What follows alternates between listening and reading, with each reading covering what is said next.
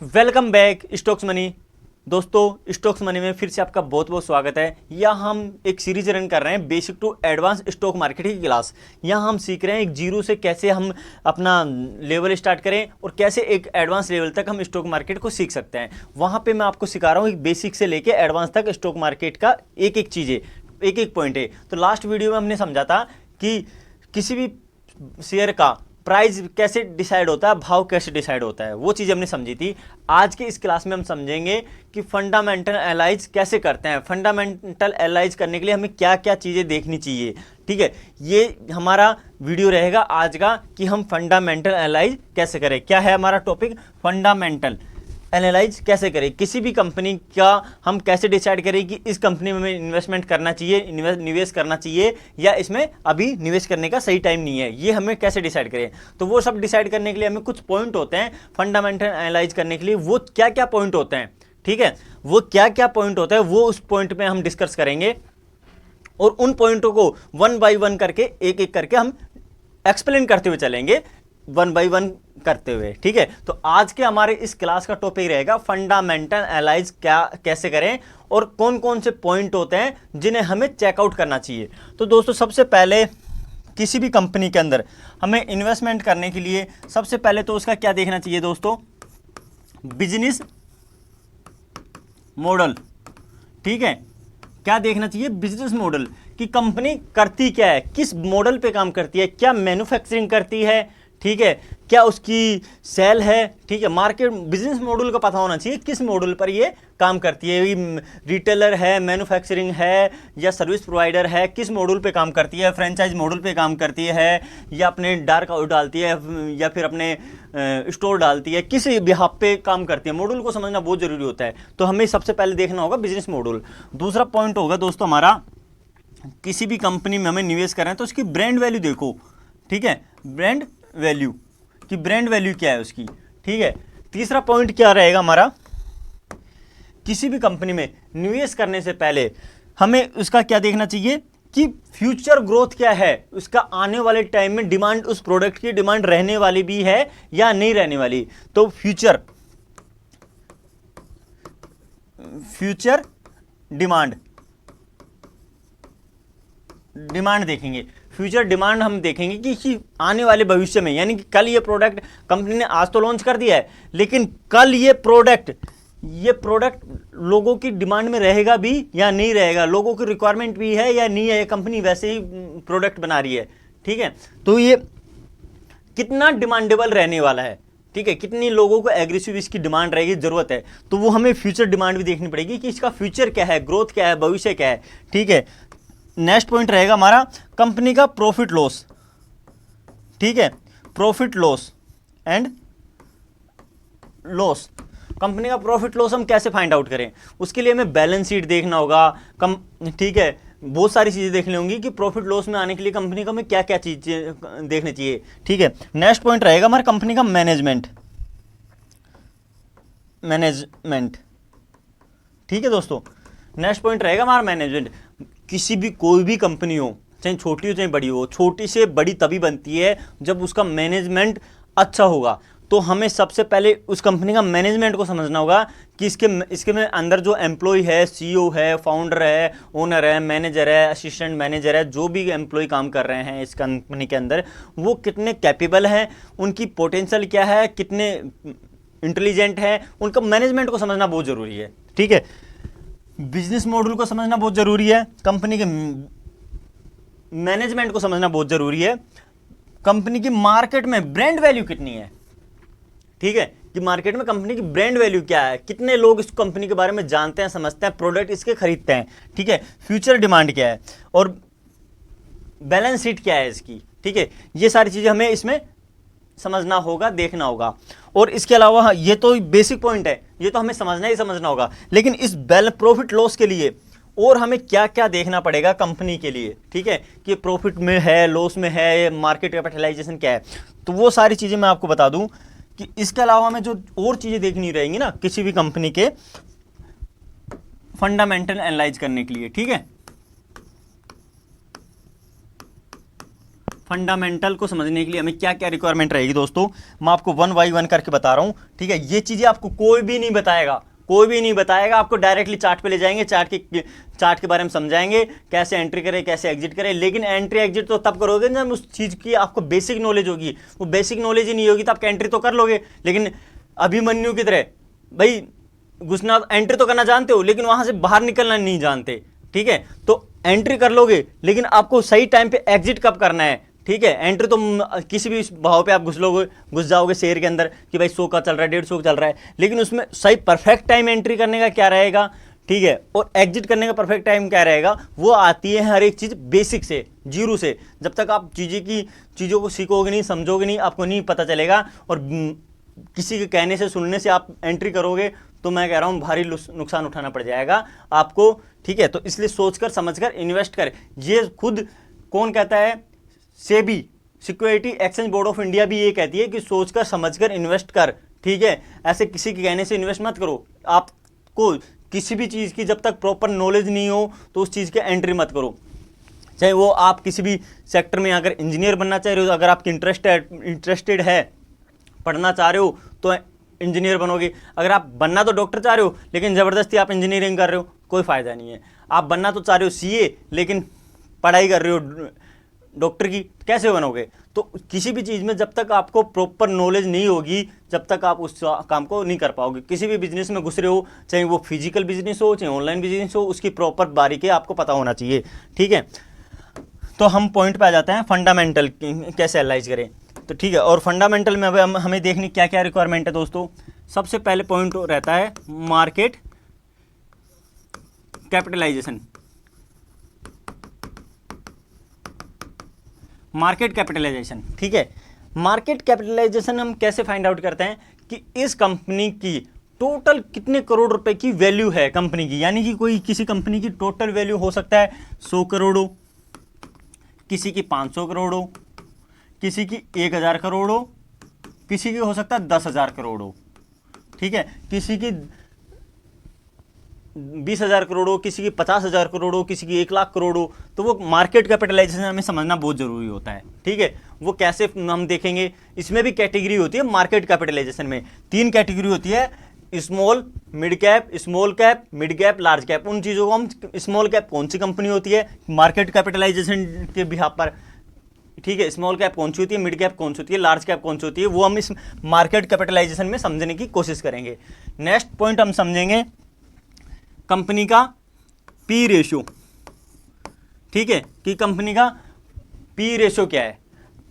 इसको भी हम अच्छे से एक क्लास के अंदर इसको भी एक क्लास के अंदर टॉपिक को कवर करेंगे, इसको भी एक नेक्स्ट क्लास के अंदर टॉपिक को कवर करेंगे, पी रेशियो को। ठीक है, फेस वैल्यू मैं आपको देखो क्लियर एक एक चीज समझाता हुआ चलता हूं। हम क्या क्या देखेंगे, फर्स्ट में देखेंगे हम फंडामेंटल में मार्केट कैपिटलाइजेशन। ठीक है, दूसरा देखेंगे हम पी रेशियो। इन सब एक एक चीज़ों को मैं डिफाइन करूंगा। तीसरा देखेंगे हम कंपनी की फेस वैल्यू। ठीक है, चौथा देखेंगे हम कंपनी का बुक वैल्यू, कि कंपनी की बुक वैल्यू क्या है। ठीक है, नेक्स्ट पॉइंट देखेंगे हम कंपनी का आरओई, ROCE। ठीक है, आरओई देखेंगे, ROCE देखेंगे। ठीक है, बहुत कुछ देखने वाले हैं हम। मार्केट में बहुत कुछ है दोस्तों। हम क्या करते हैं, बस भाई ये इस कंपनी का ये शेयर भाव चल रहा है, 100 रुपये, आने वाले टाइम में 150 हो जाएगा। अरे भैया क्यों हो जाएगा, उसका कोई कारण होता है। ये सब कारण होते हैं ना, ये सब कारण उसके रीजन होते हैं उसके पीछे ग्रोथ करने के। ठीक है, हो सकता है वो डेट आपको पता नहीं है, आपको किसी ने कहा, सुन लिया, और उसकी ये चीज़ें उन्होंने आपको जिसने कहा उसको भी किसी ने कहा, और उसको भी किसी ने कहा, किसी के कहने से आप शेयर खरीद रहे हो, आपको पता ही नहीं है उस कंपनी का पी रेशियो क्या है, फेस वैल्यू क्या है, बुक वैल्यू क्या है, आरओई क्या है, ROCE क्या है। ठीक है, ऐसे बहुत चीज़ होती है हमारी। कंपनी का डेप्ट कितना है कंपनी पे, डेप्ट कितना है कंपनी पे, कंपनी के पास में कैश रुपए कितने पड़े हैं। ठीक है, ये सारी चीज़ें हमें वहाँ पे देखनी पड़ेंगी। इसके लिए ये कहाँ पे हम रीड करें, बहुत पॉइंट है सर दोस्त। ठीक है, बहुत पॉइंट है समझने के लिए। ठीक है, प्रॉफिट लॉस क्या है, प्रॉफिट एंड लॉस क्या है कंपनी का, बैलेंस शीट कैसे डिफाइन करें, ठीक है, बैलेंस शीट कैसे देखें, ये सारी चीजें देखनी पड़ेंगी। और भी पॉइंट है, ये मैं आपको वन बाय वन करके आपको मैं डायरेक्ट लेकर चलता हूं कि ये सारी चीजें हम देखें कहां पे, कैसे, कहां पे हम ये चेक करें कि ये सारी चीजें हम कहां पे फाइंड आउट करें कि हमें पता चले कि कंपनी का पी रेशियो कहां है, डेप्ट कितना है, आरओई क्या है, रिटर्न ऑफ इक्विटी, इन सब की मैं फुल फॉर्म बताऊंगा आपको एक एक करके। अभी आपको मैं वर्बली बता रहा हूं कि ये चीजें हम कवर करने वाले हैं फंडामेंटल के अंदर। तो दोस्तों ये सब चीज रीड करने के लिए मैं आपको दो साइड बताता हूं, ठीक है। एक तो आप अगर मोबाइल में भी देखना चाहते हो, और अगर आपके पास डेस्कटॉप है तो डेस्कटॉप पे भी देख सकते हो, लैपटॉप है वहां पे भी देखो, और मोबाइल है तो मोबाइल के अंदर एप्लीकेशन इंस्टॉल कर लो। कौन सी एप्लीकेशन है मैं आपको बता दूं दोस्तों। फर्स्ट एप्लीकेशन मैं आपको सजेस्ट करूंगा मनी कंट्रोल, ठीक है, जो जेन्युइन है ना वो चीजें मैं सजेस्ट कर रहा हूं आपको। दूसरा है हमारा फिनोलॉजी। फिनोलॉजी एक गूगल करोगे, क्रोम करोगे तो टिकिटर टैब के नाम से एक फिनोलॉजी का विंडो खुलेगी, इस पे लिंक पे क्लिक करना, वो मैं आपको ओपन करके भी दिखाऊंगा, ठीक है। ये करना, मनी कंट्रोल इंस्टॉल कर लेना, फिनोलॉजी पे आप देख लेना, ठीक है। तीसरा होगा हमारा एंजल वन, किसी भी कंपनी को रीड करने के लिए, ठीक है। यहाँ पे हम 3 मेजर टूल यूज कर सकते हैं। यहाँ पे हम किसी भी कंपनी का फंडामेंटल एनालाइज इजीली कर सकते हैं, उस कंपनी के बारे में देख सकते हैं, समझ सकते हैं कि आने वाले टाइम में इसका क्या रहने वाला, फंडामेंटल एनालाइज कर सकते हैं। तो वो कैसे करें उस चीज़ के लिए मैं आपको बता देता हूँ दोस्तों, ठीक है। हम चलते हैं क्रोम पर, मैं ओपन कर रहा हूँ यहाँ से क्रोम, ठीक है, मैंने ओपन कर लिया है, क्रोम ब्राउजर ओपन कर लिया है। क्रोम ब्राउजर ओपन करने के बाद में हम क्या सर्च करेंगे, फिनोलॉजी। यहाँ पे सिंपल से देखो, मैं आपको लाइव करके दिखा रहा हूँ फिनोलॉजी। ये मैंने क्लिक करा, जो फर्स्ट लिंक आ रहा है, ठीक है, इस फर्स्ट लिंक पे आप क्लिक करोगे। लिंक पे क्लिक करने के बाद में आपको क्या करना है, सिंपल सा अकाउंट लॉगिन करना है, तो यहां से अकाउंट भी लॉगिन कर सकते हो। अगर आपको अकाउंट लॉगिन करके नहीं दे, अकाउंट लॉगिन करने के बहुत एडवांटेज होते हैं, ठीक है, कोई चार्जेज नहीं लेते हैं। अगर आपको इसका एडवांस वो चीज़ें फीचर्स देखने हैं तो आपको ये फिर मेंबरशिप देगा, अदरवाइज आपको बिना मेंबरशिप के भी यहाँ पे आप काम कर सकते हो। आपको इतनी नीड है, जितनी नीड है वो बिना विदाउट मेंबरशिप भी आप चीज़ें देख सकते हो यहाँ पे, ठीक है।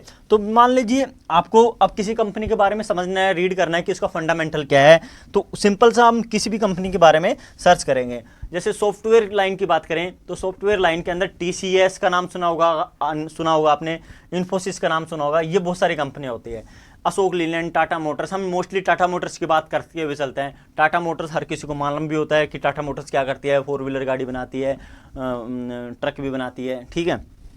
तो हम सिंपल से टाटा मोटर का ले लेते हैं, या फिर रिलायंस का भी नाम सबने सुना है, ठीक है, कि रिलायंस कौन है, अनिल अंबानी की कंपनी है, बहुत अच्छी कंपनी है, तो हम रिलायंस की बात करते हैं, ठीक है। यहाँ पे इसमें शॉर्ट में दे भी रखा होगा, देखो इसने दे भी रखा है रिलायंस, HDFC येस बैंक। तो यहाँ से आप कोई भी कंपनी, मैंने सिंपल से सर्च में आइकन में भी लिख सकते हो, अदरवाइज यहाँ से क्लिक कर दो, ठीक है। मैंने सिंपल सा क्लिक किया है। अब आप देख रहे हैं कि रिलायंस इंडस्ट्रीज़ का ये यहाँ पे ये सारा ओपन खुल गया, ठीक है, प्लेटफॉर्म खुल गया। इसमें यहाँ पे हम सारी चीज़ें रीड कर सकते हैं, समझ सकते हैं। अब कैसे समझेंगे, यहाँ पे कंपनी का नाम आ गया रिलायंस इंडस्ट्रीज़, ठीक है। प्राइस समरी आ गई कि टुडे, आज अभी का जो करंट भाव चल रहा है इसका 1450 है, टुडे लो इसका ये है, 52 वीक का हाई ये है, 52 वीक का लो ये है। अब ये 52 वीक हाई और 52 वीक लो क्या होता है, ये भी हम 1 बाय 1 करके स्टेप बाय स्टेप चीज़ों को समझते हुए चलेंगे क्लास के अंदर, ठीक है।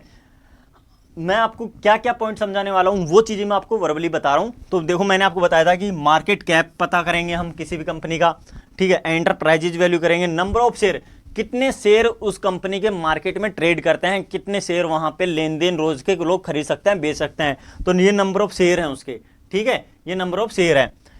पी रेशियो क्या है कंपनी का, कितना पी रेशियो होना चाहिए, मिनिमम मैक्सिमम क्या होना चाहिए, तो पी रेशियो को भी हम 1 बाय 1 करके डिफाइन करेंगे, ठीक है। फेस वैल्यू क्या रहेगी, बुक वैल्यू क्या रहेगी, डिविडेंड, इस कंपनी मतलब अपने शेयर होल्डर को कितना प्रॉफिट, मतलब प्रॉफिट पे कितना डिविडेंड देती है, ये भी बहुत इंपॉर्टेंट होता है टॉपिक। कंपनी के पास में कैश रुपए कितना है, कितना रिजर्व में कैश है, अभी रखा हुआ है कैश में रुपए, ये भी बहुत जरूरी मैटर होता है। EPS अर्निंग पर शेयर, क्या ₹1 कमाने के लिए कितने शेयर पे, मतलब प्राइस पे के भाव पे शेयर खरीद रही है कंपनी।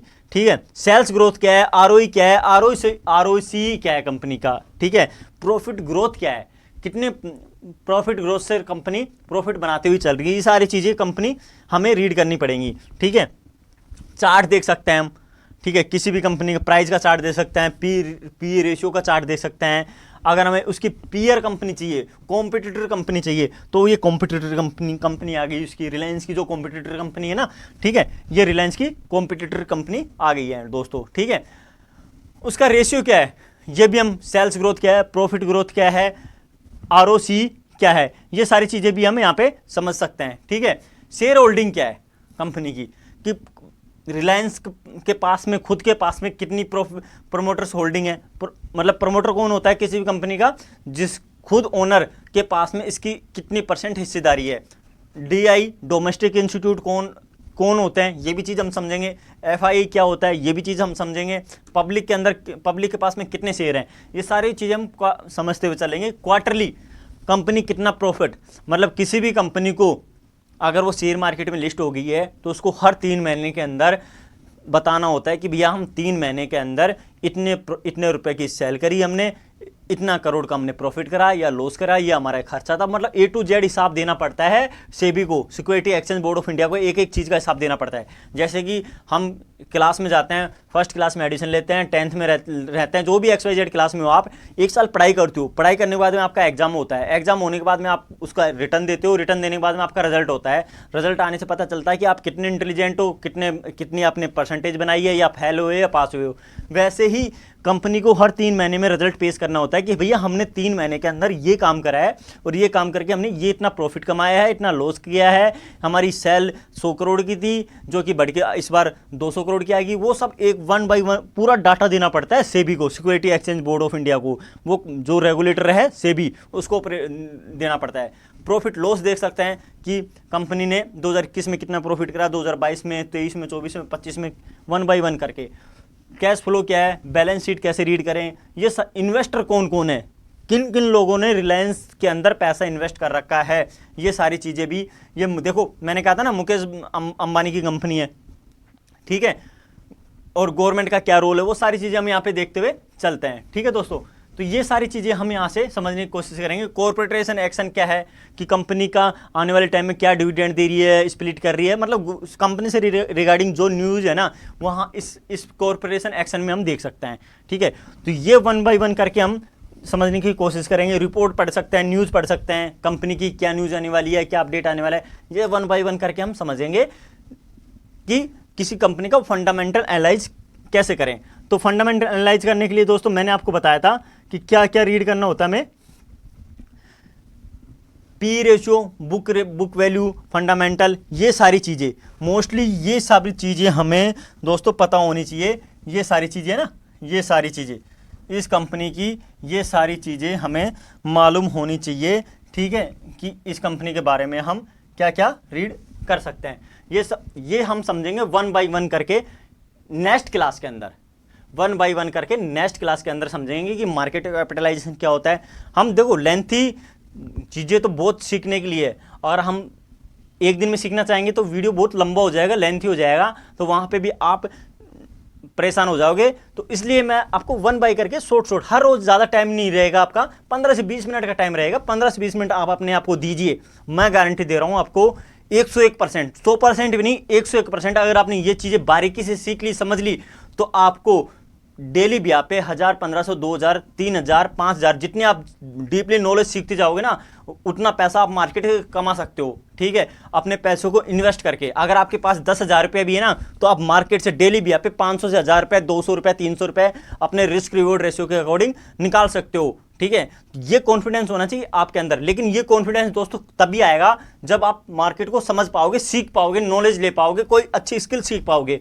अगर आपको भी डेली ब्याह पे घर बैठे आराम से स्किल सीख कर पैसा कमाना है, तो ये स्किल सीखना जरूरी है, बहुत जरूरी है। विदाउट सीखे हुए कमाओगे तो आप कमाने के बजाय आप यहाँ से मार्केट से लॉस लेके निकल जाओगे। तो बिना सीखकर समझकर इन्वेस्ट नहीं करना चाहिए, ट्रेड नहीं करना चाहिए। पहले आपको एजुकेट होना चाहिए, समझना चाहिए, देन इन्वेस्टमेंट या ट्रेडिंग करनी चाहिए। तो दोस्तों ये हम समझेंगे नेक्स्ट क्लास में के अंदर पी रेशियो क्या होता है, क्या मार्केट कैपिटलाइजेशन क्या होता है, 1 बाय 1 करके एक एक चीज़ों को हम समझते हुए चलेंगे।